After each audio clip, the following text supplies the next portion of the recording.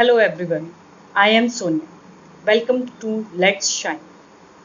Friends, जैसे कि आपको पता है अब हमारे स्कूल्स में भी वैकेंसीज आ चुकी हैं। तो वहाँ पर जो है पीजीटी की पोस्ट पर कुछ दिनों पहले वैकेंसी आ चुकी थी और कल जो है टीजीटी और वार्डन की पोस्ट पर वैकेंसी उन्होंने दिखाई है।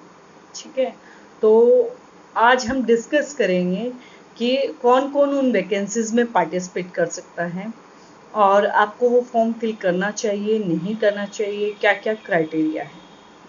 स्टार्ट करते हैं। वैकेंसीज हैं, पहले उनका देख लेते हैं कि ये स्कूल्स होते कहाँ हैं। ये स्कूल्स सबसे बड़ी बात जो ट्राइबल एरियाज़ हैं वहाँ पर ये होते हैं। जैसा कि नाम से ही पता है आपको, एकलव्य मॉडल रेजिडेंशियल स्कूल्स, ये वहाँ पर रेजिडेंशियल एरिया में स्कूल्स हैं। और जो है देखिए इसमें कौन कौन अप्लाई कर सकता है। फर्स्ट जो नेसेसरी क्वालिफ़िकेशन है, मतलब होनी चाहिए जो आपकी, वो है कि आपके पास सीटेड ज़रूर होना चाहिए। बाकी एजुकेशनल क्वालिफ़िकेशन जो है वो भी हम डिस्कस करेंगे।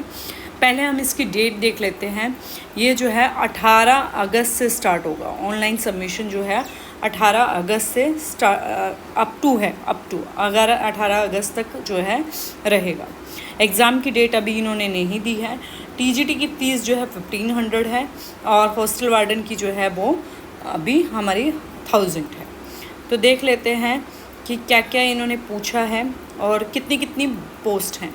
तो टीजीटी की देखिए 5660 पोस्ट हैं, जिसमें से अगर हम मैथ्स पर टारगेट करें तो मैथ्स का टारगेट देखिए 686 है। बाकी हिंदी की भी अच्छी पोस्ट है, इंग्लिश की भी अच्छी है, सोशल साइंस की भी है और साइंस की भी है। ठीक है, यूआर की जो मैथ्स की पोस्ट है वो 280 है और ईडब्ल्यूएस की 60 और है 68। ओबीसी नॉन क्रीमी लेयर जो है, नॉन क्रीमी लेयर ही होता है ओबीसी का, जो बेनिफिट लेता है वो 185 है। एससी जो है 102 है, एसटी जो है 151 है, ओएच जो है वो 7 है, अदर्स जो हैं वो भी सेम इक्वल पोस्ट है 777। तो ये मौका बिल्कुल भी अपने हाथ से ना जाने दें। जिन्हें लगा कि हमारा केवीएस नहीं निकला है, परेशान होने की ज़रूरत नहीं है। ये भी एक अच्छी अपॉर्चुनिटी है, इसे ग्रैब कर लीजिए कि हाँ मुझे अब इसकी तैयारी करनी है। और टीजीटी मैथ्स का सिलेबस जो है वो सेम टू सेम केवीएस के सिलेबस जैसा है। एक्स्ट्रा जो है वो 2 या 4 टॉपिक हैं। ठीक है, तो देखिए अब इसमें जो है थर्ड लैंग्वेज ये दी हुई है, ये डिफरेंट लैंग्वेजेस हैं। पेपर पैटर्न देख लेते हैं इसका क्या रहेगा आपका। हाँ, टीजीटी के लिए जनरल अवेयरनेस वो है आपकी 10 मार्क्स की, और रीजनिंग वो भी 10 मार्क्स की है, आईसीटी वो भी 10 मार्क्स की है, टीचिंग एप्टीट्यूड 10 मार्क्स की है। और फिर जो है सब्जेक्ट स्पेसिफिक नॉलेज जो है वो आपकी है 65 मार्क्स की। फिर आपका एक्टिविटी बेस्ड पेडागोजी है और केस स्टडी बेस्ड क्वेश्चंस है, ये 10 मार्क्स के होंगे आपके। एनईपी जो है 2020 जो न्यू एजुकेशन पॉलिसी आई है, और Khelo India, fit India and other similar programs for government of India for PET only, ये पीईटी टीचर्स के लिए है, ये 5 मार्क्स के आएंगे। ठीक है, तो ये है हमारा क्राइटेरिया। टोटल हमारा हो गया 120। ठीक, और जो है अब देखते हैं इसमें जो है ये टेस्ट जो है वो 3 आवर्स का रहेगा। Duration without any time limit for each part of test individuality. देखिए इंडिविजुअली जैसे डीएसएसबी में होता है कि पार्ट ए और पार्ट बी होता है। आपको पार्ट ए में भी कंपलसरी पार्ट लेना है और इतना नंबर लाने हैं पार्ट ए में और पार्ट बी में, ऐसा कुछ इन्होंने यहाँ मेंशन नहीं किया है। फुल्ली जो है वो 3 आवर्स का आपका रहेगा। अब जो है देख लेते हैं कि इनका जो है हॉस्टल वार्डन का थोड़ा अलग है, वो ये सब है। हम बेसिकली यहाँ पर मैथ्स पे फोकस करेंगे कि मैथ्स का क्या है। क्राइटेरिया देख लीजिए कि टीजीटी मैथ्स के लिए क्या क्या है। एक तो आपकी बैचलर डिग्री होनी चाहिए, degree in mathematics along with physics and any other subject. Physics maths के साथ फिज़िक्स तो होना ही चाहिए, plus chemistry, electronic, computer science, statistic, इसमें से कुछ भी हो सकता है आपका।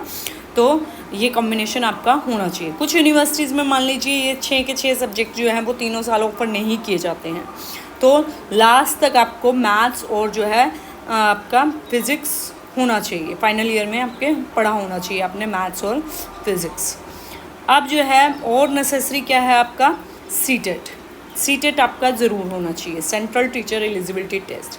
फिर बीएड की डिग्री भी होनी चाहिए आपके पास। अभी जो 4 ईयर इंटीग्रेटेड कोर्स आया वो वाली नहीं इन्होंने मेंशन की है। तो ये था हमारे पास सिलेबस कि क्या सिलेबस है। अभी हम मैथ्स का पर्टिकुलर सिलेबस देख लेते हैं कि टीजीटी मैथ्स का पर्टिकुलर सिलेबस इन्होंने क्या दिया है। देखिए आप देख करके मतलब बड़ी खुशी होती है कि हाँ सब जगह सेम सा ही पैटर्न चल रहा है। तो रियल नंबर्स, ठीक है, ये हमने केवीएस में भी पढ़ा था, रियल नंबर्स यहाँ पर दिया हुआ है, ठीक है। फिर है एलिमेंट्री नंबर थ्योरी, ये आपको थोड़ा सा बड़ा है, जो Fermat theorem, Wilson theorem, Euler theorem, factorisation theorem, ये सब जो है आप ग्रेजुएशन में पढ़ते हैं, ठीक है। तो ये जो है केवीएस से एक्स्ट्रा, बस इस पार्ट पे आपको थोड़ी सी मेहनत करनी पड़ेगी। फिर है मैट्रिसेस। अब ये मैट्रिसेस जो हैं वो मैट्रिक्स नहीं है, ये मैट्रिसेस हैं, ये हम जो है ग्रेजुएशन में पढ़ते हैं, over the space, vector spaces. तो ये वो वाला पोर्शन यहाँ पर मेंशन किया हुआ है। फिर पॉलिनोमियल जो है ये 9th-10th तक है, और आप जो है इसको अच्छे लेवल पे तैयार कर सकते हैं, इससे डायरेक्ट क्वेश्चंस आते हैं। लीनियर इक्वेशन इन 2 वेरिएबल, ये भी बहुत आसान टॉपिक है। Pair of linear equation in 2 variable, ये भी है।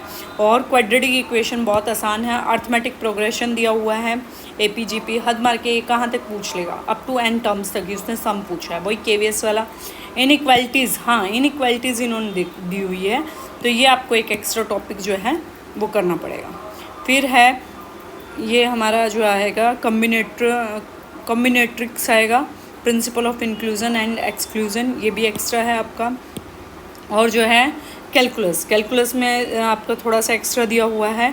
फिर यूक्लिडियन ज्योमेट्री दी हुई है, ये हमारे पास उसमें भी थी, कुछ एक्स्ट्रा थ्योरम्स भी इसकी दी हुई हैं।